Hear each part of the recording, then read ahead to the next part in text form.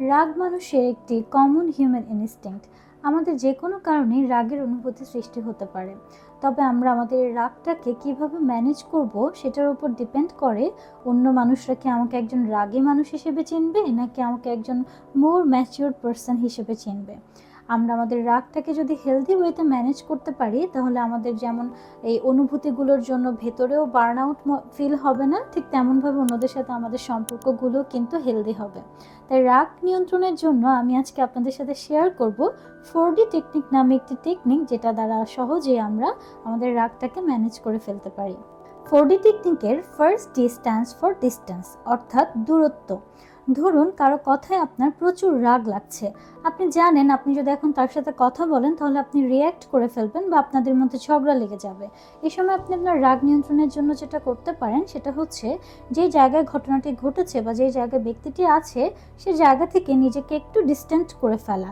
সাময়িক সময়ের জন্য যদি আপনি দূরত্বটা মেনটেন করেন, তাহলে আপনি আপনার রাগকেও নিয়ন্ত্রণ করতে পারবেন এবং রাগের ফলে আপনার যে বডি রিয়াকশন তৈরি হয় বা আপনার মধ্যে যে প্রচণ্ড একটা তীব্র একটা ইমোশন তৈরি হয়, সেটার উপর আপনি কন্ট্রোল ক্রিয়েট করে ফেলতে পারবেন।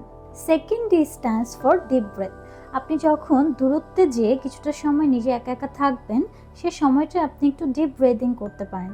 কারণ রাগের সময় দেখা যায় আমাদের নিঃশ্বাস অনেক বেশি ছোট হয়ে আসে, আমাদের ব্রেইনে অক্সিজেন পৌঁছাতে পারে না, যার কারণে আমরা স্বাভাবিকভাবে চিন্তা করতে পারি না। আমাদের বডির ভেতর প্রচণ্ড একটা গরম, একটা তীব্র অনুভূতির সৃষ্টি হয়। তো ডিপ ব্রিদিং করলে যেটা হয় যে আমরা গভীরভাবে শ্বাস নিতে পারি এবং আমাদের ব্রেইনে অক্সিজেনটা পৌঁছায় এবং আমাদের যে বডির যে কুলিং সিস্টেমটা আছে সেটা অন হয়ে যায় এবং ধীরে ধীরে আমাদের এই গরম ভাবটা কেটে যায় এবং আস্তে আস্তে আমরা আমাদের শরীরের উপর নিয়ন্ত্রণ করতে পারি এবং মনের উপরও নিয়ন্ত্রণ নিয়ে আসতে পারি।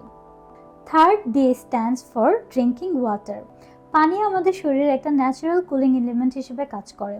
রাগের সময় যেহেতু আমাদের মাথাটা অনেক গরম হয়ে যায় বা শরীরটাও অনেক গরম অনুভূতি হয়, তাই পানি পান করলে এই সময় আপনি একটু ভালো ফিল করতে পারেন, যেটা আপনার রাগ কমাতে সাহায্য করে।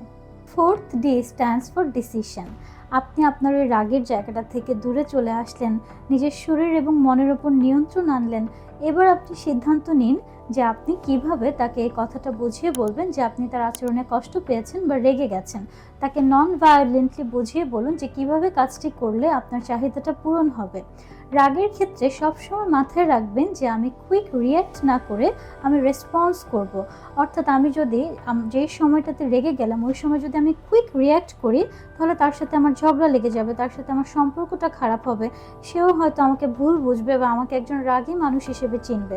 তার থেকে আমি যদি কিছুটা সময় নিয়ে তাকে আমি রেসপন্স করি যে আমি কাজটা কিভাবে চাই বা কিভাবে করলে আমি খুশি হব বা কোন কাজটাতে আমি আসলে কষ্ট পেয়েছি এটা তাকে আমি বুঝিয়ে বলি, তাহলে তার পক্ষেও আমাকে বোঝাটা সম্ভব হবে এবং আমাদের পারস্পরিক সম্পর্কটাও কিন্তু ভালো থাকবে।